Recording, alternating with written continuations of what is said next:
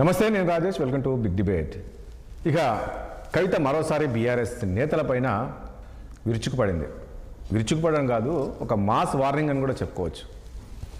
గత కొద్ది రోజులుగా చూస్తున్నాము, ఆమె ఎటు వెళ్ళినా కూడా కేవలం బీఆర్ఎస్ నేతలను టార్గెట్ చేస్తూ, అందులో సీనియర్ నేతలను, మాజీ మంత్రులను, సో కేసీఆర్కు దగ్గర ఉండే వాళ్ళను, హరీష్ రావుకు దగ్గర ఉండే వాళ్ళను టార్గెట్ చేస్తూ ఆమె విమర్శలు చేస్తున్న విషయం తెలిసిందే. మొన్న ఒకసారి వనపర్తి నిరంజన్ రెడ్డి పైన విమర్శలు చేసింది, జగదీష్ రెడ్డి పైన, ఇలా ఒక్కొక్కరి పైన చేస్తూ ఇక ఈరోజు మళ్ళీ ప్రెస్ మీట్ పెట్టి మాధవరం కృష్ణారావు పైన కూడా తీవ్ర స్థాయిలో విరుచుకుపడింది. మాధవరం కృష్ణారావుతో పాటు బీజేపీ ఎల్డి మహేశ్వర్ రెడ్డి పైన కూడా.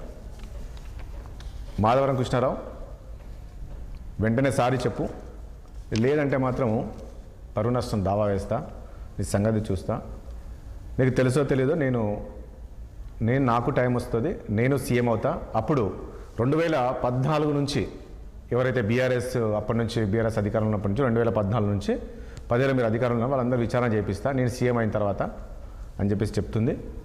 మరి ఎందుకు ఆ రకంగా మాట్లాడుతుందో అర్థం కావట్లేదు. మరి ఎన్నో అక్రమాలు చేశారు, అవన్నీ కూడా మా దగ్గర ఉంది. ఇంకా మీ కళ్ళు చల్లబడలేదా? నన్ను బయటికి పంపించినా కూడా ఎందుకు కుట్రలు చేస్తున్నారు? సో ఈ రకమైన కామెంట్ చేశారు. ముందుంది ముసల పండుగ, ఇప్పుడు ఓన్లీ జస్ట్ షాంపిల్ మాత్రమే, ఇక రేపటి నుంచి చూస్తారు, మీ చిట్టా అందరిది బయట పెడతా, ఈ రకమైన కామెంట్స్ అయితే ఆమె చేసింది. మరి ఎందుకు ఆ స్థాయిలో విరుచుకుపడ్డదు? ఎందుకంటే నేను బయటకు వచ్చినా అయినా నా భర్త పైన అనవసరమైన పోస్టులు పెడుతున్నారు, అక్రమాలు చేస్తున్నాడు, కబ్జాలు చేస్తున్నారంటూ ఆరోపణలు చేస్తున్నారు. కాబట్టి ఈ వెంటనే మీరు క్షమాపణ చెప్పాలి అని కూడా చెప్తున్నారు. ఇక నేను హరీష్ రావు పైన మాట్లాడితే ఎందుకు బీజేపీ వాళ్ళు స్పందిస్తున్నారో అర్థం కావట్లేదు అనే విధంగా ఆమె కామెంట్ చేస్తుంది. దాంతోపాటు ముఖ్యమంత్రి రేవంత్ రెడ్డి పైన కూడా మాట్లాడింది. ఆ రోజుల్లో బీఆర్ఎస్ అక్రమాలు పాల్పడ్డది, అవినీతికి పాల్పడిందని చెప్పేసి ఈ బీఆర్ఎస్ పైన ఆయన ప్రచారం చేస్తూ ఈరోజు సీఎం అయ్యారు, మరి ముఖ్యమంత్రి అయితే అయ్యారు. మరి ఎందుకు విచారణ చేయించట్లేదు? ఇన్ని అక్రమాలు పాల్పడ్డప్పుడు మరి విచారణ చేయించాలి కదా, ఎందుకు చేయించట్లేదు? సో ఈ రకమైన కామెంట్ చేస్తుంది. అంటే ఖచ్చితంగా నేను తాను సీఎం అవుతాననే విధంగా మాట్లాడారు. నిజంగా ఆ పరిస్థితి ఉందా? కవిత మాటల్లో ఎంతవరకు వాస్తవం ఉంది? మరి ఎందుకు బీఆర్ఎస్ నేతలనే టార్గెట్ చేస్తూ ఉంది ఆమె? ఎందుకంటే ఇప్పటికే మనం చూస్తున్నాం, అధికారం కోల్పోయింది. దాంతోపాటు మొన్న జరిగిన ఎన్నికల్లో కూడా చూసాం, జూబ్లీహిల్స్ ఎన్నికల్లో కూడా ఉన్న బీఆర్ఎస్ సీట్ ఒకటి పోయింది. ఒకవైపు బీఆర్ఎస్ పార్టీ చితికలబడినప్పటికీ మళ్ళీ ఒకవైపు కవిత ఈ రకమైన కామెంట్స్. ఈ గ్రామ పంచాయతీ ఎన్నికల్లో కూడా కాంగ్రెస్కే ఎక్కువ స్థానాలు వచ్చాయి. అయినా ఆమె బీఆర్ఎస్ను మరి ఎందుకు ఈ రకమైన టార్గెట్ చేస్తుంది? ఎవరి మీద కోపం? సో ఇలాంటి అంశాలన్నీ కూడా మనం చర్చిద్దాం. చర్చలో పాల్గొంటున్నారు బీజేపీ సీనియర్ నాయకులు వెంకరెడ్డి గారు ఉన్నారు, అదేవిధంగా కాంగ్రెస్ పార్టీ సీనియర్ నాయకులు మానవతరాయ్ గారు, బీఆర్ఎస్ పార్టీ మాజీ ఎమ్మెల్యే పొల్ల మల్లా యాదవ్ గారు కూడా మనకు లైవ్లో ఉన్నారు. మల్లా యాదవ్ గారు, మీ దగ్గర నుంచి స్టార్ట్ చేద్దాం. చూసి ఉంటారు కదా, కవిత ఇప్పుడు మళ్ళీ కొద్దిసేపటి క్రితం మాట్లాడింది. కేవలం బీఆర్ఎస్ పార్టీకి చెందిన సీనియర్ నాయకులను టార్గెట్ చేస్తామని మాట్లాడింది. ఈరోజు మాస్ వార్నింగ్ ఇచ్చిందని చెప్పుకోవచ్చు. మాధవరం కృష్ణారావు వెంటనే క్షమాపణ చెప్పు, లేదు అంటే మాత్రము కోర్టుకు లాగాల్సి వస్తుంది, ఈ రకమైన కామెంట్ చేశారు. ఈ రోజే కాదు, రేపటి నుంచి ఉంటే ముందు ముసళ్ళ పండుగ, ఒక్కొక్కరు చిట్టా బయట పెడతారు, ఈ రకమైన కామెంట్స్ చేస్తూ ఉంది. ఆమెకి ఈరోజు రాజకీయంగా అంటే కాంటెంట్ లేదు. ఆమె ఏదో రకంగా బయట ప్రజలలో జరగాలనే ఒక ఆలోచనతో ఉంది. ఆమె ఉనికిని మనుగడని సాధించడానికి ఎవరికి ఈ రోజు అధికార వైఫల్యాల్ని, అధికార పార్టీ వైఫల్యాల్ని ఎత్తి చూపించాల్సిన ఆమె ప్రతిపక్ష పార్టీలో ఉన్న వాళ్ళని ఏదో రకంగా బదనాం చేయాలనే ఆలోచన చేయటం అనేది ఆమె అనైతిక రాజకీయాలకి నిదర్శనం. అధికారంలో ఈరోజు ఉన్న కాంగ్రెస్ పార్టీ చేస్తున్న వైఫల్యాలు కానీ, దందాలు కానీ, ఇతరత్ర ఎన్నో విషయాల్ని పక్కకు పెట్టి ప్రతిపక్షంలో ఉన్న బీఆర్ఎస్ పార్టీని టార్గెట్ చేసి ఎక్కడ పోయినా కానీ బీఆర్ఎస్ పార్టీ నాయకులు అట్లా చేసి ఇట్లా చేసిరు అంటే మరి ఆ రోజు బీఆర్ఎస్ అంటే ఇప్పుడు ఆమె మాట్లాడిన మాటలన్నీ వాస్తవం కాదంటారా? ఆ రోజు ఎందుకు ప్రశ్నించలేదు? ఎందుకు మౌనం వహించింది? పార్టీలో ఒక సభ్యురాలిగా, పార్టీలో ఒక బాధ్యురాలిగా నిజాలు వాస్తవాలు ఉంటే ఆ రోజు మాట్లాడొచ్చు కదా. ఈ రోజు ఎందుకు గుర్తొస్తున్నాయి? నిజాలు ఉంటే ఇప్పటికైనా విచారణ చేపట్టొచ్చు కదా, ఎంక్వైరీ అడగొచ్చు కదా, దాని రుజువులతో బయట పెట్టొచ్చు కదా. కేవలం ఎక్కడ పోతే అక్కడ ఆ జిల్లాలో ప్రెస్ ని అట్రాక్ట్ చేయడానికో, ఆకర్షణీయమైన వార్తలలో ఉండటం కోసమో, ఆమె మనుగడ సాధించడానికి ఎవరి మీద, అధికార పార్టీ వాళ్ళ మీద కాకుండా ప్రతిపక్ష పార్టీ నాయకుల మీద బురద చల్లే ప్రయత్నం చేస్తా ఉంది. ఇవి కేవలం అనైతిక రాజకీయాలే. ఆ రోజు ఎందుకు మౌనం వహించింది? నిజంగా ప్రజల పట్ల అంత మమకారం ఉంటే, తెలంగాణ పట్ల అంత మమకారం ఉంటే, కళ్ళ ముందు అన్యాయం జరుగుతుంటే, తప్పులు జరుగుతుంటే మౌనం వహించటం ఏంటి? ఈ రోజు ఆమెకేదో ఇబ్బంది. మలయద గారు మళ్ళీ ఒక పాయింట్ ఇక్కడ, సరే ఆమె పార్టీ నుంచి బయటికి వెళ్ళిందా లేక మీరు వెళ్ళగొట్టారా అనేది సెకండరీ. ఆమె బయటికి వెళ్ళినా కూడా ఆమె పైన ఎందుకు ఈ రకమైన మీరు ఆరోపణలు చేస్తున్నారు? మీరు అంటే మీ పార్టీ.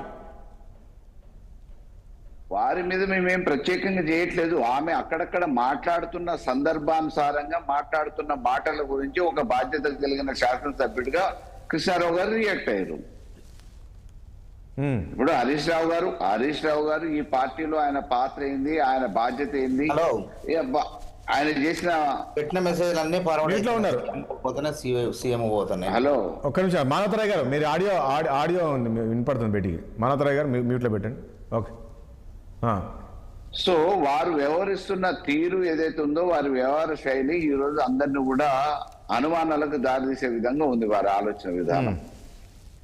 హరీష్ రావు గారు ఎంత చేసిరు ఏంది, ఒక తెలంగాణ వాదిగా కుడిభుజంగా ఉద్యమం అప్పుడు కానీ ప్రభుత్వం ఉన్నప్పుడు కానీ అనేది రాష్ట్ర ప్రజానికానికి తెలుసు, పార్టీ కార్యకర్తలకి నాయకులు కూడా తెలుసు. మలయాదవ్ గారు ఇక్కడ ఒక పాయింట్, ఇక్కడ మలయాదవ్ గారు ఇప్పుడు కవిత చేస్తున్న ఆరోపణలు, ఈ ఆరోపణలు కవితనే చేస్తుందా లేక కవిత వెనక ఇంకెవరైనా ఉండి చేపిస్తున్నారు అనుకోవచ్చు?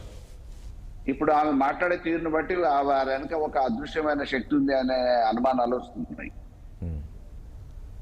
ఎందుకంటే వారు మాట్లాడుతున్న దాంట్లో ఎక్కడ కూడా ఒక నిజాయితీ లేదు, ఎక్కడ కూడా ఒక వాస్తవం లేదు. ఇంకోటి, ఒక రాజకీయ పరంగా కూడా మాట్లాడట్లేదు. ఒక రాజకీయ పార్టీ అయి ఉండి వారు ఒక రాజకీయ పార్టీ నడపాలనుకుంటే, ఒక ఉద్యమ పార్టీ అని చెప్పేసి జాగృతి అప్పటి నుంచి ఇప్పటి వరకు కొనసాగుతుంది అని అనుకుంటే, ఈ రోజు ఉన్న ప్రజెంట్ ఇష్యూస్ ని టేకప్ చేయాలి. ఈ రోజు ఇబ్బందులు పడుతున్న ప్రజల గురించి మాట్లాడాలి, ప్రభుత్వ వైఫల్యాల గురించి మాట్లాడాలి, ఇలా ఇచ్చిన హామీల గురించి మాట్లాడాలి. అధికారంలోకి వచ్చిన కాంగ్రెస్ పార్టీ ఇచ్చిన ఇచ్చిన హామీలు నెరవేర్చట్లేదు అని చెప్పేసి మాట్లాడితే నిజంగా కూడా ఎంతో వద్ద ప్రజలలో ఆదరణ ఉంటుంది. వాటన్నింటినీ పక్కకు పెట్టి ఎంతసేపు ఎక్కడికి పోయినా ఆమె మనుగడ సాధించడానికి గతంలో ఉన్న బీఆర్ఎస్ పార్టీ నాయకుల మీద మాట్లాడటం, ఆ జిల్లాలో పోగానే ఆ నాయకుల మీద మాట్లాడేసి రావటం, అధికార పార్టీ వాళ్ళు చేసే పని ఈరోజు ప్రతిపక్షం మీద దాడి ఎవరు చేస్తున్నారంటే అధికార పార్టీ పక్షాన కవిత గారు ఇలా వకాల్తా తీసుకొని ప్రతిపక్షం మీద దాడి చేసే ప్రయత్నం చేస్తూ ఉంది. అది కూడా సిద్ధాంత పరంగా కాదు, పార్టీ పరంగా కాదు, వ్యక్తిగతంగా, వ్యక్తులుగా. ఆమె ఎజెండా ఏంటంటే అసలు ఈ రోజు రాష్ట్రంలో ఒక రాజకీయ పార్టీగా ఆమె ప్రజల బాట పడితే ఆమె ఎజెండా ఏముండాలి? కానీ మలయాదవ్ గారు ఇక్కడ ఒక పాయింట్ ఏమంటుంది తెలుసా, మీ బండారం రేపు నుంచి బయట పెడితే ఒక్కొక్కరిది అంటుంది, అందరిది. అంటే మీరు గతంలో ఎమ్మెల్యేలు ఉన్నారు, మీరు కూడా ఉన్నారు కదా, సో మరి మీ వరకు రానట్టుంది. మరి అక్కడికి వస్తే మరి మీది కూడా కామెంట్స్ బయట పెట్టేటట్టుంది. ఇప్పుడు తప్పేం లేదు, బొక్కలు ఉంటే ఎవరైనా బయట పెట్టచ్చు. ఆమెకుండే వ్యక్తిగతం ఏంటి, ఎవరికైనా వ్యక్తిగతంగా వాళ్ళకుంటే పదవిలో ఉన్నప్పుడు ఏలైతే చూపించాలనుకుంటే చాలా సమస్యలు ఉంటాయి. కాబట్టి ఈ రోజు వ్యక్తిగతంగా పోవాల్సిన అవసరం లేదు. సిద్ధాంత పరంగా ఒక రాజకీయ పార్టీగా, ఒక రాజకీయ పార్టీ నాయకురాలుగా, ఆది నాయకురాలుగా ఆమె మాట్లాడితే సిద్ధాంత పరంగా మాట్లాడాలి, రాజకీయాలకి అతీతంగా కాకపోయినా రాజకీయంగా మాట్లాడాలి. అంతే తప్ప వ్యక్తుల్ని టార్గెట్ చేసి బ్లాక్మెయిల్ చేసే పనులను, లేకపోతే మీ అయ్యి ఉన్నాయి అంటే ఇది డెమోక్రసీ. ఈ చట్టాలు ఉన్నాయి, న్యాయాలు ఉన్నాయి. ఏదో మామూలుగా తప్పులు చేసి ఎవ్వరికి తెలియలేదు, ఈమెకే కలొచ్చినట్టు రాత్రి కలొస్తే పొద్దున మాట్లాడుతున్నట్టు, ఎక్కడ పోతే అక్కడ జిల్లాల మీ తప్పులు ఇవి అవి అని చెప్పేసి మాట్లాడతానంటే అది భావ్యం కాదు కదా. కవితను చూస్తే భయం వేస్తుందా? సబ్మిట్ చేయొచ్చు అండి. కవితను చూస్తే ఏమైనా భయం అవుతుందా మీ అందరికి? మాకేం భయం లేదు. అసలు ఎవరు ఆమెను పట్టించుకుంటున్నారు? ఆమె పట్టించుకోవట్లేదు కాబట్టి, ఆమెను ఎవరో ఒకరు పట్టించుకోవాలి కాబట్టి ఇటువంటి ఆకర్షణీయమైన మాటలు మాట్లాడుతున్నారు. అధికార పార్టీ వాళ్ళ మీద బాణాలు ఎక్కువ పడితే అధికార పార్టీ వాళ్ళు గ్రామాలలో అడుగు పెట్టలేదేమో అనే ఒక అభద్రతా భావంతో, భయంతో ఇవాళ ప్రతిపక్షం వాళ్ళతో తిట్టే పని ప్రారంభించింది. ఆమెను ఎవరు పట్టించుకోవట్లేదు కాబట్టే కదా ఇవాళ ప్రెస్ కాంట్రాక్ట్ కావటానికో, సెంటర్ ఆఫ్ ద ప్రెస్ కావటానికో, ఆకర్షించడానికో, ఆమె మామూలుగా రెగ్యులర్ గా లైవ్ లో ఉండటం కోసమో, అధికార పార్టీ వాళ్ళను ఆ మాటలు మాట్లాడితే ఇమ్మీడియట్ గా గ్రామాలలో అడుగు పెట్టనిస్తారో లేదో ఏడ దాడులు జరుగుతాయో అనే ఒక అభద్రతా భావంతో భయంతో వాళ్ళకి ఒక అస్త్రంగా పనికొస్తుంది ఈ రోజు. సరే, ఓకే, మళ్ళీ వస్తాయి, ఇక చాలా ఉన్నాయి, మనం మాట్లాడదాం ఇంకా. వెంకటరెడ్డి గారు, ఏంటి మొన్నటి వరకు చూసాం బీఆర్ఎస్ నేతలపైనే టార్గెట్ చేస్తూ కామెంట్ చేశారు, కానీ ఈరోజు బీఆర్ఎస్ వైపు కూడా బీజేపీ వైపు కూడా వచ్చారు. మహేశ్వర్ రెడ్డి ఏంటి అసలు ఆయన స్పందిస్తున్నది 2-3 రోజులుగా మాట్లాడుతూనే ఉన్నారు. నేనేమో బీఆర్ఎస్ నేతల సీనియర్ నాయకులతో గురించి నేను కామెంట్ చేస్తే ఇక్కడ వీళ్ళు ఎందుకు స్పందిస్తున్నారు అనే విధంగా కామెంట్ చేశారు. ఇప్పుడు ఒక్కటి మనకు కనపడుతున్నటువంటిది ఏంటంటే, గత కొంతకాలంగా కవిత గారు అంటే జైలుకి వెళ్ళి లిక్కర్ కేసులో జైలుకి వెళ్ళి వచ్చిన తర్వాత కొంత ప్రశాంతంగా ఉన్న తర్వాత ఇంకా రకరకాలుగా ముందు ఆ బీఆర్ఎస్ పార్టీలో ఉండేటువంటి నాయకుల మీద మాట్లాడడం అనేటువంటిది ఒక సంచలనాత్మకంగా మనకు కనపడేటువంటి అంశం. స్లోగా ఆమె అది విస్తరిస్తూ రాష్ట్రంలో నలుమూలల తిరిగేటువంటి కార్యక్రమం లోపల మీరు అన్నట్టుగా ఎక్కడ ఏ ప్రాంతానికి వెళ్తే ఆ ప్రాంతంలో ఉండేటువంటి బీఆర్ఎస్ నాయకుల గురించి మాట్లాడడం జరుగుతున్నటువంటిది. మొన్న మాధవరం కృష్ణారావు గారి కాన్ఫరెన్స్కి వచ్చేటప్పటికి అక్కడ మరి వివేకానంద గౌడ్ గురించి, మాధవరం కృష్ణారావు గారి గురించి మీ యొక్క బలహీనతలు ఏంది అనేటువంటిది, మీరు ఏది అవినీతి సొమ్ము అని ఆ కోణంలో మాట్లాడినప్పుడు ఆయన కూడా అదే ధాటితో స్పందించిన సందర్భం ఉంది. నేను కూడా నీకు సంబంధించినవన్నీ కూడా నా దగ్గర చిట్టా ఉంది, నేను చెప్తాను అనేటువంటిది. అంటే ఆ లెవెల్లో జరుగుతున్నది. ఒకరి బలహీనతలు, ఒకరి అవినీతి ఇంకొకరి చేతుల్లో ఉన్నది, కంట్రోల్లో ఉంది, తెలిసి ఉంది అనేటువంటిది మనకు కనపడుతున్నటువంటిది.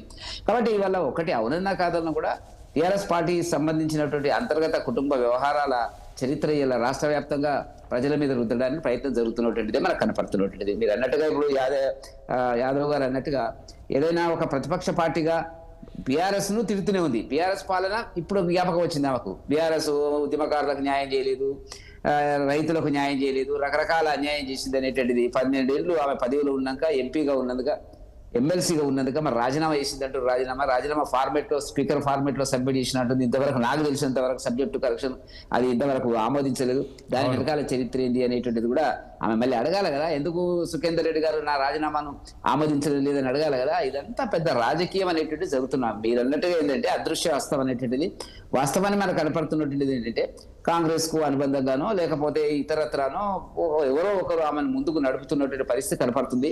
సరే, సహజంగా ఉంటే ఒక తప్పు లేదు, కోరిక కానీ నేనే ముఖ్యమంత్రిని అవుతా అనేటువంటి పరిస్థితి లోపల ఉన్నది. ఒకవైపున లిక్కర్ కేసు పెండింగ్ ఉంది, రకరకాల ఇష్యూస్ మధ్య ఆమె ఏంటంటే కేసులున్న వాళ్ళు ముఖ్యమంత్రి కాలేదా ఏంటి? కేసులకు ముఖ్యమంత్రి అవడానికి సంబంధం ఏంటి? అదే ఉండొచ్చు. ఇప్పుడు కేసులు అయితేనే ముఖ్యమంత్రులు అవుతున్నారు. వెంకటరెడ్డి గారు కేసులు ఉంటేనే ముఖ్యమంత్రులు ధైర్యం కూడా వస్తుంది. కరెక్టే, జైలుకు పోతేనే ముఖ్యమంత్రులు అవుతారు అనేటువంటిది 2-3 సందర్భాల్లో మనం చూసినాం. కాబట్టి ఏది ఏమైనప్పుడు కూడా ఏంటంటే మా మహేశ్వర్ రెడ్డి గారిని కూడా ఈ రోజు లాగినటువంటిది, లీగల్ నోటీస్ ఇస్తున్నా అని చెప్పి ప్రెస్ లో చూపించినటువంటిది. మహేశ్వర్ రెడ్డి గారు ఎందుకు మాట్లాడుతున్నారు అనేటువంటిది, ఇప్పుడు మీ టీఆర్ఎస్ రాజకీయాలను మీ పార్టీ వరకు మిమ్మల్ని సస్పెండ్ చేసినాడు వేరే సంగతి, మాట్లాడుకుంటే వేరే విషయం. మీరు తిరుగుతూ ప్రజల్లో, ప్రజా జీవితంలో ప్రజల గురించి ఇక్కడ మీరు మనం కాదన్నా అవునన్నా ఒక విషయం ఏంటంటే, కవిత ఎప్పుడు మాట్లాడినా కూడా 2-3 రోజులు వార్తల్లో ఉంటుందండి. గుర్తుపోయి ఇది 2-3 రోజులు వార్తల్లో ఉందంటే ఆమె నిజంగా మాట్లాడిన మాటల్లో శాంటిటీ లేదు, ఇంపార్టెన్స్ లేకుంటే వార్తలో ఉండదు. అంటే గతంలో ఏ రకంగా అయితే బీఆర్ఎస్ నేత పైన ఆరోపణలు వస్తున్నాయో కరెక్ట్ అవే ఆరోపణలు ఆమె ఇప్పుడు మాట్లాడుతుంది కదా. ఇది అయితే ప్రజల్లోకి వెళ్తుంది కదా. కవిత మాట్లాడితే బలంగా ప్రజల్లోకి అయితే వెళ్తున్నాయి కదా. నిజమే కదా? నిజమే అవి వెళ్తాయి, వెళ్ళకూడదు నేను అనలేదు. కాకపోతే వాళ్ళ పార్టీ వాళ్ళ నాన్నకు సంబంధించినటువంటి పార్టీ, వాళ్ళ అన్న ఉన్నాడు, వాళ్ళిద్దరి గురించి స్పష్టంగా మాట్లాడకుండా ఇప్పుడు సంతోష్ గురించి, హరీష్ రావు గురించి, ఇతర నాయకుల గురించి మాట్లాడుతున్నటువంటి సందర్భం కనపడుతున్నటువంటిది. దాంట్లో మా మహేశ్వర్ రెడ్డి గారు కూడా స్పందించినారు. ఇప్పుడు ఒక సమస్య ప్రజా జీవితంలో కనపడుతున్నప్పుడు, ఉత్తర రాష్ట్రంలో ఒక చర్చ కింద వస్తున్నప్పుడు, ఆమె మాట్లాడుతున్నప్పుడు దానికి సంబంధించిన యాజ్ అ ఫ్లోర్ లీడర్ గా, Bharatiya Janata party floor leader గా ఆయన మాట్లాడినారు. సరే, ఆయన కూడా లీగల్ నోటీస్ ఉంది, సరే దానికి సంబంధించిన వ్యవహారం నడుస్తుంది. ఇప్పుడు సమస్య ఎక్కడ వస్తుందంటే, ఇప్పుడు ఆమెకు ఉండేటువంటి పరిస్థితి మనం ఆలోచించడం జరిగినట్టయితే ఒక గందరగోళ మానసిక పరిస్థితులు ఉన్నట్టు కనపడుతున్నట్టు. రాజకీయంగా ఎక్కడ అడుగుతారా, ఎక్కడ మానసిక పరిస్థితి కవితకు బాలేదంటారు మీరు? మానసిక అంటే రాజకీయంగా ఉండేటువంటి మానసిక ఆందోళన రాజకీయ కోణంలో ఆలోచించినప్పుడు కొంత ఎటు అనేటువంటిది నిర్ణయించుకోలేని పరిస్థితి లోపలని ఇవన్నీ మాట్లాడుతుందేమో మనకు అనిపిస్తుంది. సరే, ఆమెది వ్యక్తిగత విషయము.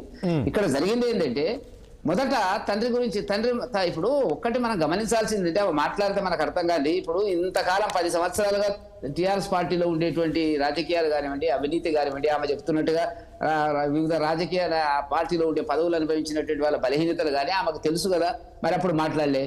ఇప్పుడు కూడా వాళ్ళ నాన్నకు తెలియకుండా టీఆర్ఎస్ నాయకులకు తెలియకుండానే ఇదంతా జరిగిపోయిందా? ఆయన అంత ధైర్యం వరకు ఉందంటే ఆ పార్టీలో జరిగేటువంటిది. ఆమెనే చెప్పింది కదా, మా నాన్న దగ్గర వరకు కేసీఆర్ వారి దగ్గరికి వెళ్ళనివ్వకుంటారు ఈ మధ్యలో ఉండే వాళ్ళని పేర్లు చెప్తారు కదా మీరు ఇప్పుడు కొని, వాళ్ళు ఎవరు పోనివ్వలేదు, చాలా విషయాలకు తెలియదు అని చెప్తుంది కదా. పదవులు పోయిన తర్వాత ఇవాళ అన్ని జ్ఞాపకం వస్తున్నాయి. ఆమె నాకు నవ్వు వస్తుంది ఉద్యమకారుల గురించి మాట్లాడడం అనేటువంటిది, ఉద్యమకారులకు అన్యాయం జరిగింది అనేటువంటిది. మీరు ఏం చేసింది అంటున్నా. ఇప్పుడు మీరు పదవిలో ఉన్నప్పుడు మీ పదవి టీఆర్ఎస్ పార్టీ అధికారంలోకి వచ్చిన తర్వాత ఒక రోజు కూడా గ్యాప్ లేకుండా చట్టసభలో ఎక్కడో ఒకడగా మీకు అవకాశాలు దొరికినాయి. దానికి కారణం ఏంది? కేసీఆర్ గారు కూతురు అనేటువంటిది. ఉద్యమకారులు అంటే అందరం చేసినట్టు ఉద్యమకారులు ఎవరు కదా, మానవతరాయ్ కదా, నేను కదా, యాదవ్ గారు కదా, అందరం చేసిన ఉద్యమం. కాబట్టి మీకు ఉండేటువంటి సాన్నిధ్యం ఉంది, మీకు ఉండేటువంటి అనుబంధాలు ఉన్నాయి, మీకు ఉండేటువంటి పవర్ పాలిటిక్స్ లో కుటుంబ రాజకీయాలలో మీకు వచ్చేటువంటి అవకాశాలు మీకు వచ్చినాయి. సరే తీసుకున్నారు, అనుభవించినారు, మేము కాదండి. కానీ ఇవల్ల ఎవరు నడిపిస్తున్నారు అనేది చాలా సందర్భాల్లో కాంగ్రెస్ వైపు ఏళ్ళు చూపిస్తున్నటువంటిది కూడా కనపడుతుంది. ఇప్పుడు కవిత ఎప్పుడు మాట్లాడినా మీరు వస్తున్నారు వెనక, దీని వెనక. కానీ ఒక్క విషయం, ఇక్కడ ఒక పాయింట్, ఇప్పుడు ఎక్కడైనా ఎట్లుంటుందంటే ప్రెస్ మీట్ పెట్టి మాట్లాడిన రాజకీయ నాయకులు మాట్లాడినప్పుడు ప్రభుత్వం ఎవరైతే ప్రభుత్వ వైఫల్యాల గురించి ప్రశ్నిస్తుంటారు ఎక్కడైనా, మనం ఎక్కడ చూసినా. కానీ ఇక్కడ ఏదో రివర్స్ ఉంది. ఓడిపోయి ఒకవైపు వాళ్ళు బాధల్లో ఉంటే, ఒక గవర్నమెంట్ చేతి పోయింది, మొన్న జూబ్లీస్ ఎన్నికలు పోయింది, సో ఇట్లా అన్ని పోయి వాళ్ళ బాధలు ఉంటే మళ్ళీ కవితను ఈ రకంగా కవిత మళ్ళీ వాళ్ళ వైపు విమర్శలు చేస్తుంది. మీ వైపు చేయకుండా ఇప్పుడు మీరు ఇస్తున్న హామీలు ఉన్నాయి, అవి అమలు చేయట్లేదు, దాన్ని ప్రశ్నించాలి కదా. అంటే దీని వెనక మీరున్నారా అనేది బాగా బలంగా నమ్ముతున్నారు అందరూ. ఇప్పుడు ఈ వ్యవహారం చూస్తే ఎట్లుందంటే, అంటే బీఆర్ఎస్ బీజేపీ ఆరోపణలు చూస్తే, కాంగ్రెస్ మీద ఆరోపణలు చూస్తే ప్రధానంగా వెనకడికి ఒక సామెత గుర్తొస్తుంది, మొగుడు కొట్టినందుకు కాదు తోడుకోడలు చూసి పక్కు నవ్వినందుకు అని వస్తుంది కథ. ఇప్పుడు వాళ్ళ ఇంట్లో తగాదా, అది వాళ్ళ ఇంట్లో తగాదా, ఆస్తి తగాదా అని ప్రధానంగా ఏముంది, మానవ సంబంధాలన్నీ ఆర్థిక సంబంధాలు. ఆర్థిక సంబంధాల మధ్య తేడా వచ్చింది, వాటాల పంపకంలో తేడా వచ్చింది. వారు కవిత గారు బయటకు వచ్చారు. బయటకు వచ్చిన తర్వాత తన నష్టపరిచిన అన్న గురించి, బావ గురించి, తండ్రి గారు పార్టీ గురించి, పార్టీలో అవినీతి గురించి మాట్లాడుతుంటే మేమెందుకు మాట్లాడిస్తాం, మాకేం సంబంధం చెప్పండి. అందుకే అది యోగి వేమన గారు ఎప్పుడో చెప్పిండు, చెప్పులోన రాయి చెవులోన జోరీగా, కంటిలోన నలుసు కాలిలోన ముళ్ళు, ఇంటిలోన పోరి ఇంత కాదయా అని విశ్వదాభిరామ వినురవేమ అని చెప్పిండు ఆయన. అంటే ఇంట్లో పూరది, ఇంటి పూరది. అసలు ఆమె వాస్తవాలు బయట పెడుతుంది. ఇప్పుడు గమ్మత్తు ఏంటంటే దీనివల్ల ప్రజలకు, తెలంగాణ సమాజానికి మేలు జరుగుతుందని మేము భావిస్తున్నాం. కవిత గారేమో బీఆర్ఎస్ నాయకులు అవినీతి బండారాన్ని బయట పెడుతున్నారు. బీఆర్ఎస్ నాయకులు ఎవరి మీద ఆరోపణ చేస్తే వారంతా కవిత గారు చేసిన ఆరోపణలు బయట పెడుతున్నారు. కాబట్టి దీనివల్ల ఏంది, తెలంగాణ సమాజానికి ఎవరు ఎంత దోపిడీ చేశారనేది స్పష్టంగా అర్థమైపోతుంది. గతంలో హరీష్ రావు గారి మీద విరుచుకపడ్డారు. ఏమన్నారు, హరీష్ రావు గారికి యాడ్ నుంచి వచ్చినాయి, అసలు మాకు సంబంధం లేదు, కాళేశ్వరంలో అవినీతి మొత్తం హరీష్ రావు గారే చేశారు, అనవసరంగా మా నాయన నిరికిచ్చారు అన్నది. 22 మంది ఎమ్మెల్యేలకు పెట్టుబడి పెట్టిండు ఆ డబ్బులతో అన్నారు. తర్వాత ఆమె తోటి సహచర ఎమ్మెల్సీ అయినటువంటి పోచారం శ్రీనివాసరెడ్డి గారి మీద పడ్డారు. తింటానికి తిండి లేని ఎమ్మెల్సీ శ్రీనివాసరెడ్డి మరి ఏ విధంగా 750 కోట్లు పెట్టి విల్లాలు కడతాయండి అక్కడ అని చెప్పి అక్కడ మళ్ళీ ప్రశ్నించారు. అదేవిధంగా ఆమె మాట్లాడే మాటలు పదునైనటువంటి బాణాలుగా బీఆర్ఎస్ నాయకుల గుండెల్లో దిగుతున్నాయి వాస్తవంగా. అదేవిధంగా కవిత గారు విల్లాల గురించి, వారు ఎక్కడెక్కడ ఆ అక్రమాలు చేశారు, వారి భర్త గారు ఎక్కడ చేశారు అని వీళ్ళు మాట్లాడుతున్నారు. వీళ్ళు కొట్టుకుంటుంటే మేమేందంటే చూస్తున్నాం. మా ప్రభుత్వానికి మరి ఉత్త మాటలే వస్తున్నాయి. ఫిర్యాదులు చేయాలి. ఎప్పుడైనా ప్రభుత్వాలు విచారణ జరపాలంటే ప్రెస్ మీట్లు కాదు, ఫిర్యాదులు చేయాలి. రాతపూర్వకంగా, లిఖితపూర్వకంగా ఇక్కడ విచారణ జరిగింది, ఈ భూమిని మాధవవరం కృష్ణారావు కబ్జా చేసిండు అని చెప్పాలా. గారు ముఖ్యమంత్రి గారు కూడా ఇప్పుడు గతంలో మాట్లాడారు కదా, బీఆర్ఎస్ పార్టీ అవినీతి ఆరోపణలపైన మీరు ప్రచారం చేశారు కదా, మరి ఇప్పుడు మీరు కూడా విచారించవచ్చు కదా. మేమంటే ఎట్లా దానికి స్వతహాగా ఫిర్యాదులు రావాలి. ఏదైనా కానీ గుర్తుపెట్టుకోండి, ప్రెస్ మీట్లలో, విలేకరుల సమావేశాల్లో మాటలకు విలువ ఉండదు. వ్యక్తిగతంగా వ్యక్తులు పోయి ఫిర్యాదు చేయాలి. ఒకవేళ ప్రభుత్వం ఫిర్యాదు చేయకపోతే కోర్టులో కేసు వేసుకోవాలి, ప్రైవేట్ కంప్లైంట్ వేసుకోవాలి. అప్పుడు కోర్టులే ఆదేశిస్తాయి విచారణ జరపమని. లేదంటే హైకోర్టుకో ఇంకో కోర్టుకో పోవాలా. నిజంగా వాస్తవాల ఆధారాలు ఉన్నాయంటున్నారు కదా. వాసవి గ్రూప్స్కి ఏ విధంగా గట్టబెట్టారు, అక్రమంగా హిల్ట్ పాలసీ తీసుకొచ్చిందే వాళ్ళు. వాళ్ళు ఏమన్నా కిటికీలు ఓపెన్ చేసినాం అని అంటున్నారు. హిల్ట్ పాలసీని తీసుకొచ్చిందే వాళ్ళు 2023 ఆగస్టు 19, 21 తేదీల్లో తీసుకొచ్చిన తర్వాత లీజుకి ఇచ్చిన భూములు మొత్తం కూడా అమ్మేశారు. ఇది లీజుకి ఇచ్చిన భూములు కాదు, యజమానులకే మేము భూములు ఇస్తుంటే ఉత్తొత్త అవినీతి ఆరోపణలు, చేతగానే ఆరోపణలు చేస్తాం, అబద్ధాలు ఆడటం కూడా రావట్లేదు. కాబట్టి కవిత గారు చెప్పిన దాంట్లో వాస్తవం ఉంది, వాళ్ళు చెప్పే దాంట్లో కూడా వాస్తవం ఉంది. కాబట్టి ఒకళ్ళ మీద ఒకళ్ళు ఫిర్యాదులు చేసుకుంటే మాకేం ఇబ్బంది లేదు, అభ్యంతరం లేదు. ఎందుకంటే దీని ద్వారా ప్రజలకు రాష్ట్ర ప్రభుత్వం ఖజానా ఇక్కడ ఏమైందంటే ఇక్కడ ఇదంతా కూడా కవిత వెనక కాంగ్రెస్ ఉంది, కాంగ్రెస్ ఉండే నడిపిస్తుంది అనేది బాగా ఆరోపణలు వస్తున్నాయి కదా. ఎందుకు ఉంటుంది? మాకేం అవసరం అండి? అసలు కవిత వెనక మేము ఎందుకు ఉండాలి? అవసరం ఏముంది? బీజేపీ వాళ్ళు ఎందుకు ఉండకూడదు చెప్పండి? అదే అంటారు కదా, మొగుడు కొట్టినదిగా మేమేదో వాళ్ళు అనుకుంటే మా మీద ఆరోపణలు ఎందుకు చేయాలంట కాంగ్రెస్ మీద? మాకు అంత అవసరం, దిగజాడు రాజకీయాలు, చిల్లర రాజకీయాలు చేయాల్సిన అవసరం లేదు. కవిత గారు మమ్మల్ని కూడా విమర్శిస్తున్నారు మరి దానికి ఏమన్నా మరి? అంటే దానికి ఎవరున్నారు మరి? కేసీఆర్ కావాలని నాటకం ఆడిస్తాడా కవితతో? మానవతరాయ్ గారు ఇక్కడ నేను ఒక పాయింట్ అడుగుతా. కేసీఆర్ గారే ఈ విధంగా విడిపోమ్మని చెప్పి బయటికి పోమ్మా, ఇక్కడ ఉంటే మన ఎవరు నమ్మట్లేదు, నువ్వే బయటికి పోయి పార్టీ పెట్టి కాంగ్రెస్ పార్టీ ప్రజాకర్షణ తగ్గిమని చెప్పిండా? చెప్పండి. కాదు, కవిత గారు కూడా చెప్పారు కదా, మొత్తం చెప్పింది. బీజేపీ వాళ్ళు బీఆర్ఎస్ వాళ్ళు ఒకటే కలవబోతున్నారు, విలీనం. రేపు పొద్దున్న జరిగేది అదే, పొత్తులో పోతారు. రేపు ఫైనల్ గా అసెంబ్లీ ఎన్నికలకు వచ్చేసరికి బీఆర్ఎస్ బీజేపీ కలిసి పోటీ చేస్తాయి. దాన్ని కవిత గారు మాట అంటే ఆయన రాజాసింగ్ గారు బలపరిచిండు. అవును నిజమే, మా వాళ్ళు ప్యాకేజీలకు అమ్ముడుపోతారు బీజేపీ వాళ్ళు అని చెప్పిండు. మనం చెప్పింది కాదు, వాళ్ళు 3 పార్టీలు, మా కవిత గారు, బీజేపీ, బీఆర్ఎస్. మాకేం సంబంధం కాంగ్రెస్కి అసలు? సీఎం రమేష్ గారు కూడా దాని గురించి బలపరిచిండు. అవును, నా దగ్గరకు వచ్చారు, కేసుల నుంచి బయటపడేయమని చెప్పారు, అమిత్ షా దగ్గర దేశపొమ్మన్నారు కేటీఆర్ అని. దేనికైనా సిద్ధం, విలీనానికైనా పొత్తుకైనా సిద్ధం, నన్ను రక్షించండి మహాప్రభు అని చెప్పి నిన్న మాధవరం కృష్ణారావు మాట్లాడుతుంటారు, ఎలాగైనా సరే కేటీఆర్ని అరెస్ట్ చేయించాలి, అందులో భాగంగానే కవిత ఇట్లా కేటీఆర్ కవిత కాంగ్రెస్ వెనక ఉండి ఇట్లా మాట్లాడిస్తుంది అనే విధంగా కూడా మాట్లాడారు నిన్న. ఇప్పుడు కేటీఆర్ అరెస్ట్ చేశారంటే కవిత ఆరోపణలు కాదు, దాని విచారణ సంస్థలు ఉన్నాయి. ఆల్రెడీ గవర్నర్ గారు సంతకం పెట్టారు. ఫార్ములా 1 రేస్లో ఆధారాలు స్పష్టంగా ఉన్నాయి. ఆ విచారణ సంస్థలు చూసుకుంటాయి, ఆల్రెడీ అయిపోయింది. ఇలా సిబిఐ ప్రభాకర్ రావు గారు తప్పించుకొని ఇలా లొంగిపోమంది కోర్టు. ఎన్ని రోజులు తప్పించుకుంటాడు చెప్పండి? అమెరికా నుంచి వచ్చే దాదాపు 6 నెలలు 6 నెలల నుంచి తప్పించుకుంటాడు. ఇలా వేగవంతంగా విచారణ పూర్తయింది. అసలు దాన్ని హైకోర్టు, సుప్రీంకోర్టు జడ్జి అడిగిండట, ఎవరు చేయమన్నారు మిమ్మల్ని చెప్పండి అని అడిగిండట. ఫోన్ ట్యాపింగ్ ఎందుకు చేశారు మీరు, డేటాను ఎందుకు ధ్వంసం చేశారు అడిగిండట. కాబట్టి చట్టాలు విచారణ మనోహరరావు గారు ఇక్కడ ఒక పాయింట్ చెప్పండి నాకు. ఈ కవిత ఈరోజు కేవలం బయటికి పంపించినందుకు ఆ కోపంతో వీళ్ళ మీద ఆరోపణలు చేస్తుంది అనుకోవచ్చా, లేకంటే వాస్తవంగా వీళ్ళు అవినీతికి పాల్పడి ఉంటారా ఈ 10 ఏళ్ళు? 100% అండి. తెలంగాణ ప్రజలు నమ్మారు. కాళేశ్వరంలో ఇప్పుడు సిబిఐ వాళ్ళు ఏం చేస్తారో చూద్దాం, మాకు ఇవ్వండి మేము చూసుకుంటాం అన్నారు. అది కళ్ళ ముందు కనుక మేము కక్షపూర్తం అంటారు కదా, మేము విచారణ జరిపితే. ఇప్పుడు బీజేపీ వాళ్ళు అన్నారు, రామచంద్రరావు గారు అన్నారు, కిషన్ రెడ్డి గారు అన్నారు, బండి సంజయ్ గారు మాకు ఇవ్వండి ఇచ్చినాం. 3 నెలలు అయింది, ఇంతవరకు దాన్ని కాగితం అట్లా చెప్పలేదు, తీయలేదు, చూడలేదు. కాబట్టి మేము ఏమంటున్నామంటే ఇక్కడ మొత్తం కూడా అవినీతి మొత్తం కూడా, ఎందుకంటే వాటాల మధ్య తేడా వచ్చి కవిత గారికి వాటా ఇవ్వకపోవటం వల్ల ఈ విధమైనటువంటి పరిణామాలు జరిగినాయి. అందుకే కవిత గారు మొదటి నుంచి మాట్లాడుతూనే ఉన్నారు. ఒక్కొక్క నియోజకవర్గం పోతే ఒక నాయకుడు బండారం బయట పెడతాను, ఈయనంత చేసిన ఎంత తిన్నాడు, ఇది తెలంగాణ ప్రజల ఆస్తి సొత్తు అని బాహాటంగా చెప్తుంది. నేనేం చేయలేదు, నాకు ఎంపీగా ఉన్నా 5 ఏళ్ళు ఉన్నా, నన్ను ఇక్కడ నేను నిజామాబాదు, ఢిల్లీ, హైదరాబాద్ తప్ప నాకేం తెలియదు, నన్ను లిక్కర్ కేసులో ఇరికిచ్చారంటది. మరి అదెంతవరకు? కాబట్టి మొత్తానికైతే ఆ పార్టీలో జరుగుతున్నటువంటి అవినీతి ఆరోపణలు వాళ్ళు బయట పెట్టుకొని వాళ్ళకు వాళ్ళు కొట్టుకొని తన్నుకొని గుద్దుకొని రక్తాలు వస్తుంటే మాకేం సంబంధం అంటాను అసలు. ఇది కాంగ్రెస్ పార్టీ ముఖ్యమంత్రి రేవంత్ రెడ్డి గారికి ఏం సంబంధం? ఒక చారిటీ ద్వారా ఫుట్బాల్ మ్యాచ్ ఆడబోతున్నాం, తద్వారా సేవ చేయబోతున్నాం, స్ఫూర్తిని పెంచబోతున్నాం. లేదు,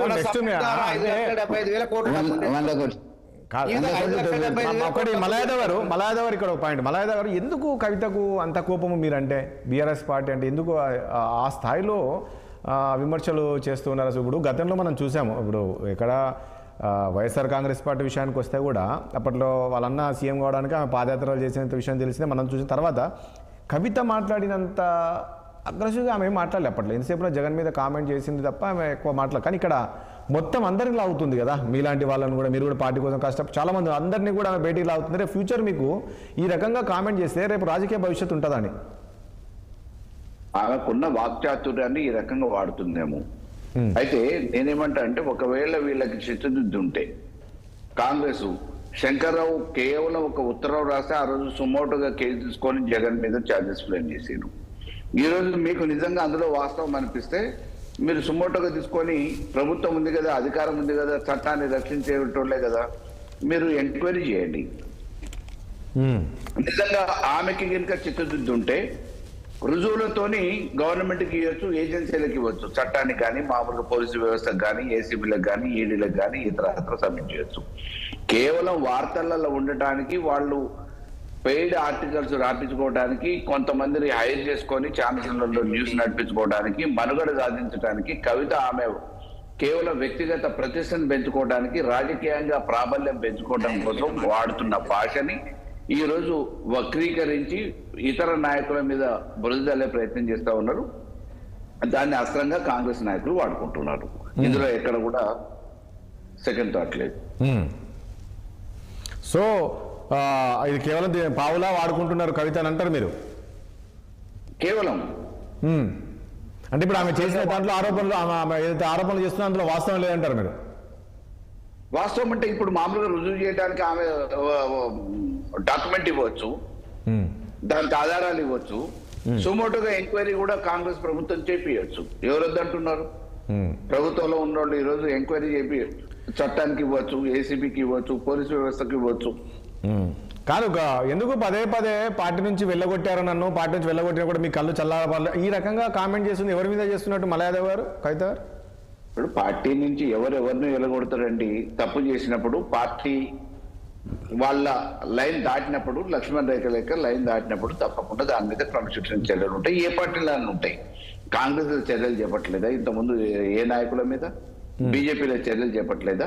ఏ రాజకీయ పార్టీలోనైనా ఆ పార్టీలో పనిచేసే వ్యక్తులు వాళ్ళ స్థాయిని అతిక్రమించి వాళ్ళ స్థాయిని దాటి మాట్లాడినప్పుడు, వ్యవహరించినప్పుడు తప్పకుండా ఆ పార్టీ క్రమశిక్షణ చర్యల్లో భాగంగా బహిష్కరిస్తూ ఉంటారు, బయటికి పోతారు. మీకు రాజకీయంగా అంత యావం ఉంటే, రాజకీయంగా ఎదగాలనుకుంటే ఒక రాజకీయ పార్టీగా సిద్ధాంతపరమైన చర్చ ఉండాలి. వ్యక్తులను ఎందుకు టార్గెట్ చేస్తారు? నిజంగా వ్యక్తులనే టార్గెట్ చేస్తున్నారు. మీరు ఆధారాలు చూపియండి, ఆధారాలతోనే డాక్యుమెంట్ ఇవ్వండి, ఏజెన్సీలకు ఇవ్వండి, ఏసీబీకి ఉత్తర్వులు రాయండి, ఈడీకి ఉత్తర్వులు రాయండి, లేదంటే దానికి సంబంధించిన ఇతరత్ర శాఖలకు ఉత్తరాలు రాయండి, ఎంక్వైరీ చేయమని చెప్పండి, ప్రభుత్వానికి కూడా ముఖ్యమంత్రికి రాయండి. ఇగో ఇవి తప్పులు చేసారు ఈ మంత్రిత్వ శాఖలో, ఆయన ఆయాంలో, వీటి మీద విచారణ చేపట్టండి అని చెప్పండి. లేకపోతే కోర్టులో పోయి పిల్లేయండి. కానీ మలయాదవ్ ఒక పాయింట్ చెప్పండి. ఇగో ఈ స్థాయిలో ఆమె మీ పైన కామెంట్ చేస్తూ ఉంది, మీకు రోజు రోజుకు డ్యామేజ్ అవుతుంది కదా, ఎందుకు మీ నాయకుడు ఎంటర్ అవ్వట్లేదు? పిలిచి మాట్లాడు, కూతురే, సొంతం కూతురే, అక్కడ కేటీఆర్ చెల్లెలు, పిలిచి మాట్లాడలేకపోతాడు. కేసీఆర్ ఎందుకు ఇంత సైలెంట్గా ఉన్నారు? దీని వెనక ఏం జరుగుతుంది? మీడియా పట్టించుకుంటుంది తప్ప ఎవరు పట్టించుకుంటారు ఆమె మాటలు, వార్తల్ని? ఇవాళ ఎవరు వినే పరిస్థితిలో లేరు. ప్రెస్ మీట్ పెడుతున్నారు, ప్రెస్ కో 10 మందిని మీరు పోరు అని చెప్పేసి అధికార పార్టీ వాళ్ళు చెప్తున్నారు, ఆ ప్రెస్ వాళ్ళు రాస్తున్నారు, అది చూసి మీరు డిబేట్లు పెడుతున్నారు తప్ప ఆమె మాటని అట్లా ఎందుకు కాదు. మళ్ళా ఒక మాట అంటే అట్లా అంటారు. వనపర్తిలో ఆమె ప్రెస్ మీట్ పెడితే మాజీ మంత్రి గగ్గోలు పెట్టిండు, 2-3 రోజులు గిల కొట్టుకుని ఆ రకంగా మాట్లాడిండ్రు. జగదీశ్వర్ రెడ్డి మీద మాట్లాడితే 4 రోజులు మీరు భవన్కి వచ్చి ప్రెస్ మీట్ ఏం మాట్లాడుతుంది?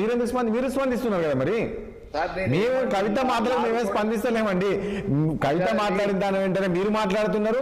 సో మీరు మాట్లాడింది వాళ్ళు మాట్లాడి ఎంతవరకు వాస్తవాలా అని చెప్పేది మేము పెడుతున్నాము. నేను మాట్లాడేది మీరు అర్థం చేసుకోండి. ఒక నాయకుడిగా ఒక జిల్లా పర్యటనకు పోతానో, ఒక నియోజకవర్గ పర్యటనకు పోతానో, ఓ 10,000 మంది వచ్చారో, 20,000 మంది వచ్చారో, లేకపోతే జన సమీకరణతో ఒక సమావేశమో, ఒక సభ జరిగిందనంటే అది వేరు విషయం. ఆమె ఎందుకు పోతుంది? కేవలం ప్రెస్ మీట్లు పెట్టడానికి పోతుంది. ఆ ప్రెస్ మీట్లు ఎవరి మీద పెట్టడానికి పోతుంది? ఆడ స్థానికంగా గతంలో ఉన్న నాయకులు ఎవరికి లాభం చేయడానికి? అది అధికార పార్టీకి లాభం చేయడానికి. అధికార పార్టీ నాయకులు అక్కడ స్థానికంగా ఉండి ఆయన మీద గెలిచిన వాళ్ళు, ఓడిపోయిన వాళ్ళు చేసే ఆరోపణలు నిజంగా ఉంటే ఆరోపణలు చేయరా? వాళ్ళు చేసే ఆరోపణలు ఏమో చేస్తుంది. ఎవరికి లాభం చేకూర్చడానికి, ఎవరికి మేలు చేయడానికి అని అంటే నిరాధారణమైన ఆరోపణలతో ప్రెస్ మీట్లు పెట్టొచ్చే ఆమెని ఎవరు పట్టించుకోవట్లేదు ఇవాళ రాష్ట్రంలో.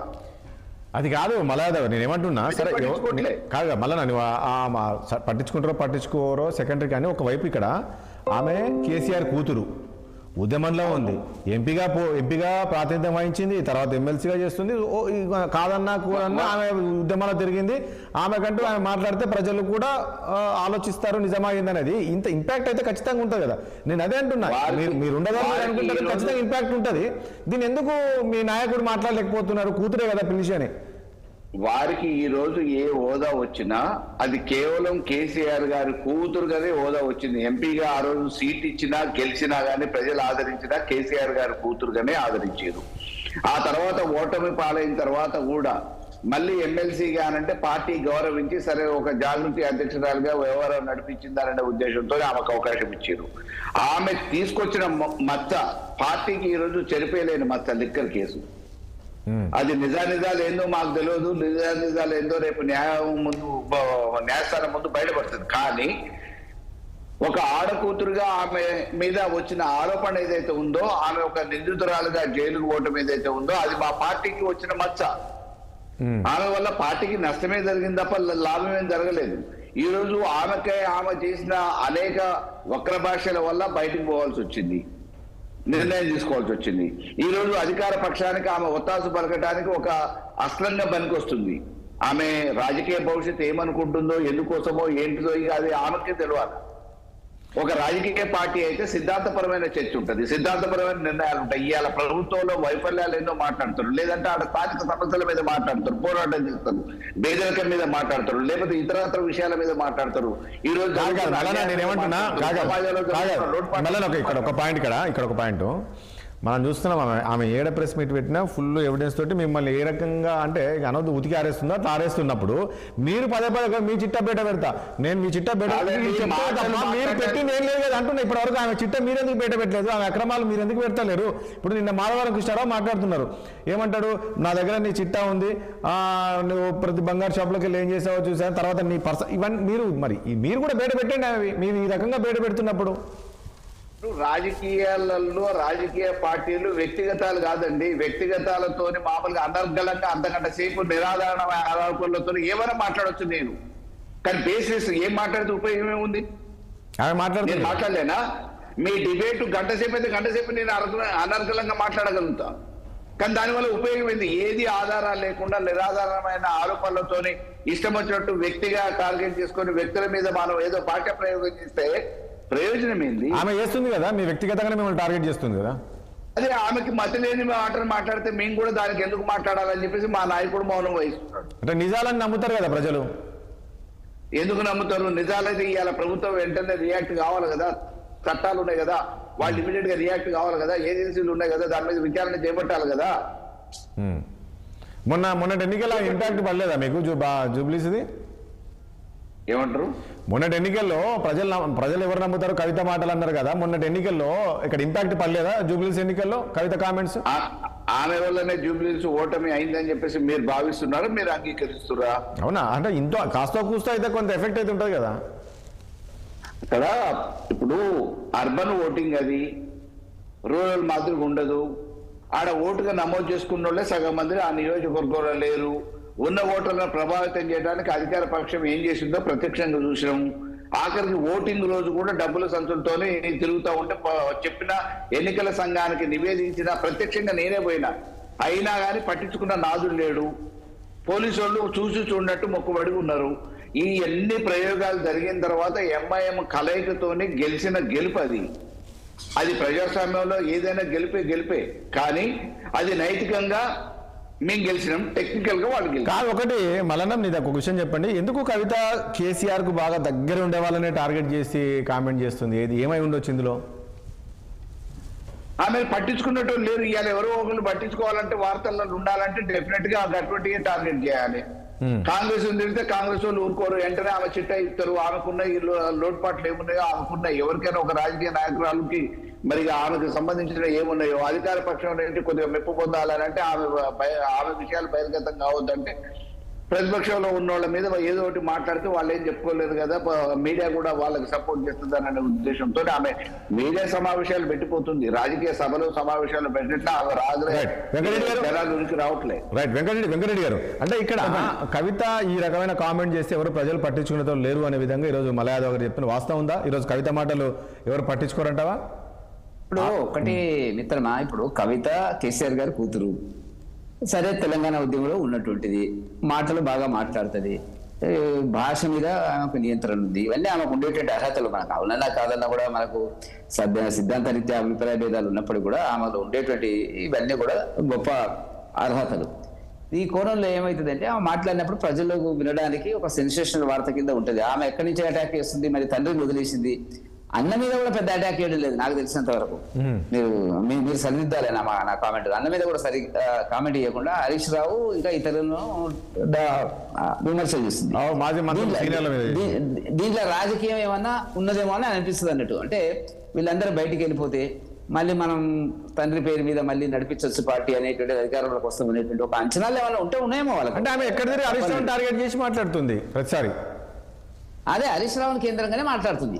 ఇప్పుడు నేను అన్నది ఏంటంటే ముఖ్యమంత్రి గారు ఇప్పుడు కాళేశ్వరం తీసుకోండి, కాళేశ్వరంలో ముఖ్యమంత్రి గారు నిర్ణయాలు ఉంటాయి, హరీష్ రావు గారు తగిన సంబంధిత మంత్రి. మరి హరీష్ రావు గారు కాదు కదండి ముఖ్యమంత్రి గారి యొక్క పాలన మీద, 10 ఏళ్ల పాలన మీద, మా నాన్న పాలన మీద, కేసీఆర్ గారి పాలన మీద ఎంక్వైరీ చేయండి అనేటువంటిది మాట్లాడాలి కదా. మాట్లాడతలేదు కదా ఇది. కేసీఆర్ తెలియకుండా ఇవన్నీ జరిగినాయి అనుకుంటే ఎవరు చెవులో పూలు పెట్టి మాట్లాడితే ఎట్లయితుందండి? మా నాన్న మంచోడే కానీ వీళ్ళంతా ఉన్నారు చెప్పడానికి ప్రయత్నం చేస్తుంది ఆమె.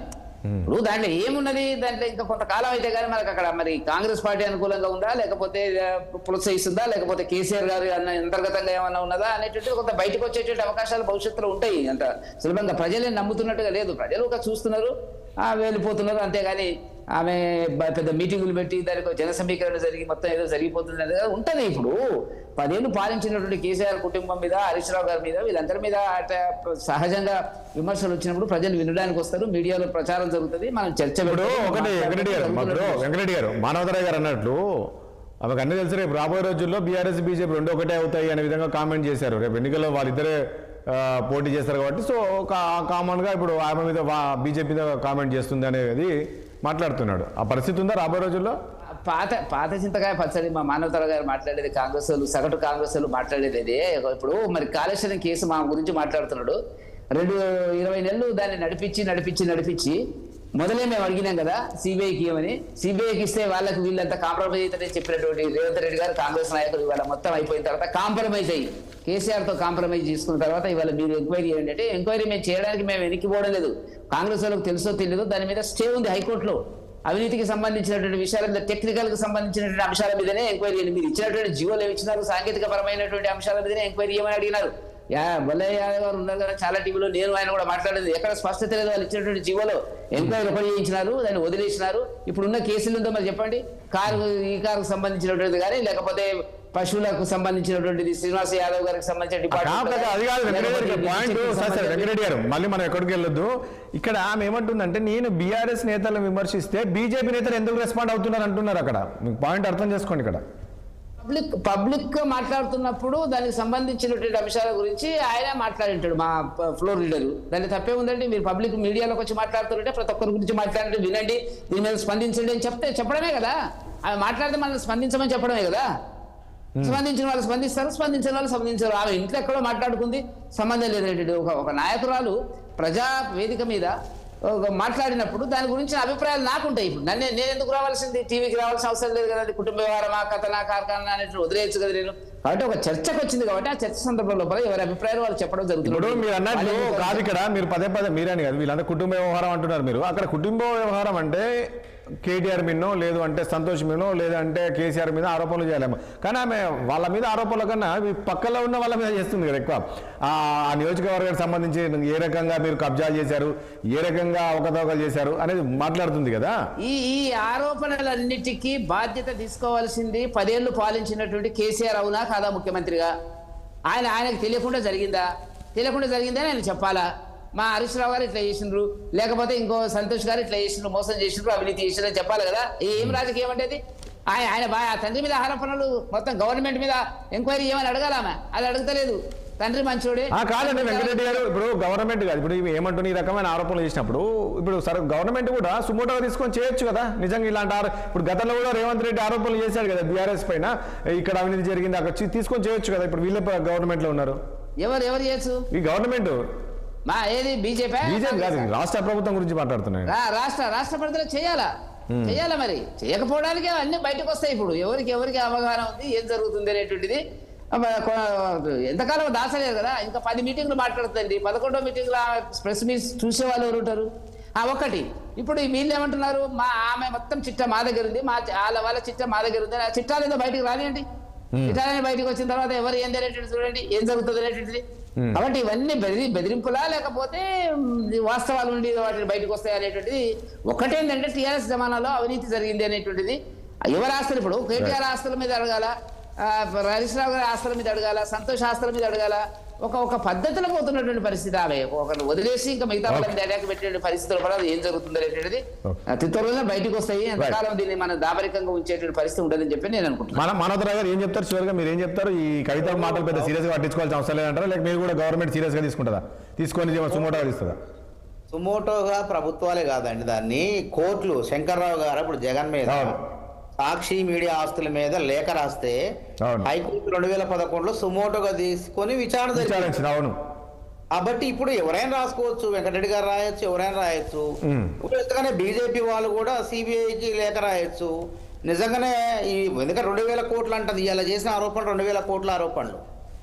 కాబట్టి ఇప్పుడు మేము చేస్తే కక్ష సాధింపు అంటున్నారు, బీజేపీ వాళ్ళు చేస్తే మరి ఇప్పుడు వాళ్ళు ఒకటా కాదా అని తెలవాలంటే, వాళ్ళు ఒకటి కాదని అంటే విచారణ జరుపుతారు. ఏది కాళేశ్వరంలో కానీ దేంట్లో కానీ. కాళేశ్వరంలో కూడా గుర్తుపెట్టుకోండి, కాళేశ్వరంలో గోస్ కమిషన్ కాదు, మేమేం చేసినామంటే దీనిపైన విచారణ జరపమన్నాం.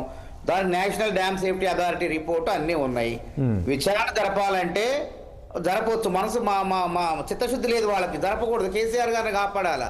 అప్పుడు 10 ఏళ్ళు కాపాడారు. సోనియా గాంధీ, రాహుల్ గాంధీ మీదకు ఈడీ వచ్చినంత వేగంగా, డీకే శివకుమార్ మీదకి వచ్చినంత వేగంగా, చిదంబరంని జైల్లో పెట్టినంత వేగంగా, రేవంత్ రెడ్డి మీదకి వచ్చిన వేగంగా కేసీఆర్ గారి కుటుంబం మీదకు ఈడీ కానీ సిబిఐ కానీ పోవు. నిర్ధారణ అయింది. గతంలో వాళ్ళ ఎమ్మెల్యేలే, ఎంపీ కొండా విశ్వేశ్వరరెడ్డి గారు బాహాటంగా విమర్శించిండు. ఆయన ఇట్లయితే కాదు, కవిత లిక్కర్ స్కామ్ విషయంలో మనం జాప్యం చేసినాం, మన అసెంబ్లీ ఎన్నికల్లో నష్టమైపోతామన్నారు. అట్లే జరిగింది. కోమటిరెడ్డి రాజగోపాల్ రెడ్డి బీజేపీలో ఉండుకుంటూ విమర్శ చేసిండు. ఆయన ఇట్లా కాదు, ప్రజలు మనం నమ్మరు, వాళ్ళని కాపాడితే అని చెప్పిండు. తర్వాత వాళ్ళు తట్టుకోలేక ఆయన బయటకు వస్తారు, ఆయన ఎంపీగా పోటీ చేసిండు, గెలిచిండు. కాబట్టి ఇక్కడ కాంగ్రెస్ పార్టీకి సంబంధించిన అంశం కాదు ఇది. వీళ్ళు వాళ్ళు ఒకటని చెప్పి జనానికి అర్థమైపోతుంది. కవిత గారు ఆరోపణలో మరి అంతగా పోయినా 2000 కోట్లు అంటే 1000 కోట్లన్న ఆరోపణ. ఎందుకంటే ప్రజలందరూ నమ్మారు, తెలంగాణ ప్రజలు మొత్తం కూడా. కాళేశ్వరం ఎందుకు కూలిపోయిందని, బాంబు వేసినందుకు కూలిపోయిందని మసలైన మాటలు మాట్లాడుతున్నారు. ఆ విధంగా ప్రజలందరూ దీన్ని అవినీతి జరిగింది ఇందులో అని చెప్పి స్పష్టంగా. కవిత కామెంట్స్ కాంగ్రెస్ పార్టీకి ఏం సంబంధం లేదంటారు. అదే అట్లా తోడి కూడా చూసి నవ్వినందుకు తంట వచ్చింది అన్నట్టు కథ. మాకేం సంబంధం చెప్పండి, వాళ్ళు కొట్టుకుంటే మేము చూస్తున్నాం. ఇట్లా ఎవరైనా నిజంగానే మంచోళ్ళు ఎవరైనా ఉంటే పంపేయండి, కోర్టుకు లేఖ రాయండి, వెంకరెడ్డి గారు రాయండి, బీజేపీ నుంచి రాయండి. ఇప్పుడు ఆ రోజు శంకర్రావు గారు రాసిండు.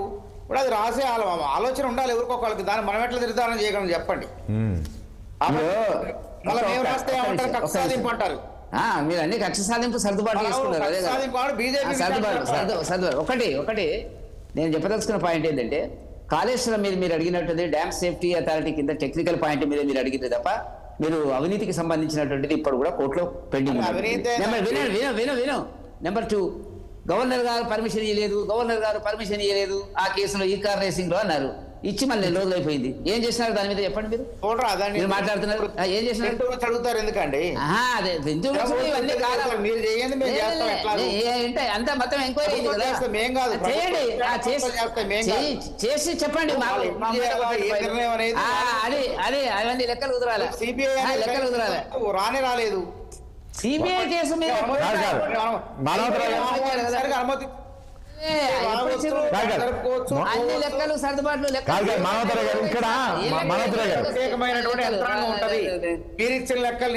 ఇచ్చిన తర్వాత లెక్కలు సపరేటే ఉంటాయి. ఆ లెక్కలు చాలా కేసులు ఉన్నాయి. శక్తి కొనుగోలు మీద ఏం చేసినారు? సిబిఐ అనేది వచ్చిన తర్వాత ఒక్క కేసు ఆ యంత్రాంగం ప్రకారం నడుచుకుంటారు తప్ప మీరు చెప్పింది.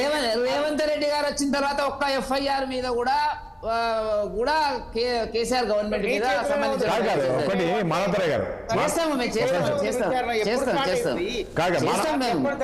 మీ చేతుల్లో మీరు ఏంటి, మా చేతుల్లో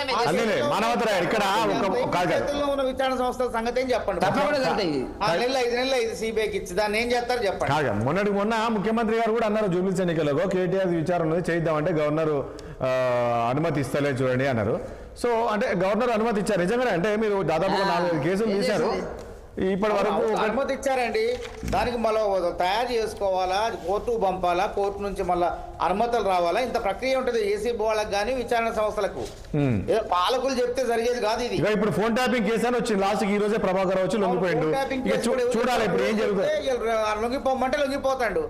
ప్రభుత్వాలు లేకుంటే వాళ్ళ ఏసీబీలు వాళ్ళు చెప్తే లొంగిపోయిండు ఆయన. కోర్టుకు పోయిండు రక్షణ కోసం, కోర్టు కూడా నువ్వు లొంగిపోవాల్సింది తప్పదన్నది. నువ్వు ఎట్లా ఎందుకు డేటాను తారుమారు చేసినావు, నాశనం చేసినావు అడిగింది కోర్టే అడిగింది, ఎవరు చెప్తే చేసినావు అడిగింది. కాబట్టి కోర్టు కూడా అర్థమైపోయింది. కాబట్టి చట్టం ఒకసారి నమోదైతే తప్పదండి, ఎవరైనా చట్టబద్ధంగా ఎదుర్కోవాల్సిన తర్వాత మీరు పునీతులా లేదా అంటే బీజేపీలో చేరితే పునీతులు అవుతారు. ఎప్పుడైనా గుర్తుపెట్టుకోండి, ఆర్థిక నేరగాళ్ళు ఎవరైనా ఉంటే బీజేపీలో చేరితే పునీతులు అయిపోతారు ఎమ్మటే. చాలా మంది అయ్యారు అట్లా. హేమంత్ బిశ్వా శర్మ చూడండి, చాలా మంది బ్యాంక్ అవన్నీ సమయం లేదు. చివరిగా మళ్ళీ ఒక పాయింట్ చెప్పండి. ఇట్లా రోజుకు కవిత వెళ్తూనే ఉంది, రోజు ఒక దగ్గరికి వెళ్ళి ఒక నియోజకవర్గం వెళ్తుంది, కామెంట్ చేస్తుంది, ఏదో ఒక డ్యామేజ్ చేస్తుంది కదా. ఏంటి దీనికి ఫుల్ స్టాప్ ఎట్లా పెడతారు, ఏం చేయబోతున్నారు చెప్పండి చివరిగా. ఫుల్ స్టాప్ ఏముందండి, ప్రజలే వినటం మానేస్తారు. వాళ్ళు నిరాధారణమైన ఆరోపణలతో చేస్తే పట్టించుకునే పరిస్థితి ఏముంటది. ఏదైనా ఒక ఇష్యూ బేస్డ్, ఒక పొలిటికల్ పార్టీ అనేది ఒక పొలిటికల్ నాయకురాలు ఇష్యూ బేస్డ్ ఇష్యూస్ ఫైట్ ఉంటుంది తప్ప నిరాధారణమైన ఆరోపణలతో వ్యక్తిగత ప్రతిష్ట దెబ్బతీయడానికి వ్యక్తుల మీద ఆరోపణలు చేసుకుంటూ పోతే, వ్యక్తులనే టార్గెట్ చేసుకుంటూ పోతే ఎవరు కూడా పట్టించుకోరు. ఎందుకంటే ఆ నియోజకవర్గం ఇప్పుడు నిరంజన్ రెడ్డి గారు ఉన్నారు, నిరంజన్ రెడ్డి గారి మీద పోయి ఆరోపణలు చేసి వచ్చారు. అక్కడ పుట్టి పెరిగి ఇన్ని రోజులు రాజకీయ ప్రాతినిధ్యం వహించిన నిరంజన్ రెడ్డి గారి గురించి అక్కడ నియోజకవర్గ ప్రజలకు తెలియదా, ప్రత్యర్థికి తెలియదా? ఈ రోజు ఏమో కొత్తగా పోయి చెప్పేసి వస్తే ఏముంటది, తెలియదు, ఈ సీక్రెట్ ఏముంటది. కాబట్టి అక్కడ ఆ జనాలు పట్టించుకోరు, ఎవరు పట్టించుకోరు. 2 రోజులు కొద్దిగా ఇదేదో మామూలుగా ఆమె అని చెప్పేసి ఉంటుంది. షర్మిల గారు తిరిగి ఏమైంది లాస్ట్కి వేరే పార్టీలపై ఇన్వెస్ట్ చేయరు, అదే పరిస్థితి. కాబట్టి కేవలం ఆమె అక్కసు వెళ్ళకపోవడానికి వ్యక్తుల్ని టార్గెట్ చేస్తా ఉంది. ఇది మంచిది కాదు. ఆమె ఈ రోజు కాంగ్రెస్ కి అస్త్రంగా పనికొస్తుంది అంతే. రైట్, చూద్దాం ఏం జరుగుతుంది. థ్యాంక్ యూ అండి మల్లాదేవ్ గారికి, అదే వెంకటరెడ్డి గారికి, మానవతరావు గారు, చర్చల పాలన మీ అందరికీ ధన్యవాదాలు అండి. చూసాం కదా కవిత ఎక్కడ వెళ్ళినా కూడా బీఆర్ఎస్ని టార్గెట్ చేస్తూ ఆమె కామెంట్ చేస్తూ ఉంది. కొద్దిసేపటికి మనం చూసాం మాధవరం కృష్ణారావు సంబంధించి కావచ్చు, అదేవిధంగా ఇటు బీజేపీ మహేష్ రెడ్డి పైన కూడా కామెంట్ చేశారు. సో ఇదే కాదు, ఇది కేవలం స్టార్టింగ్ మాత్రమే. ఇక రేపటి నుంచి చూస్తారు కదా ఒక్కొక్కటి ఏ రకంగా బయట పెడతానో.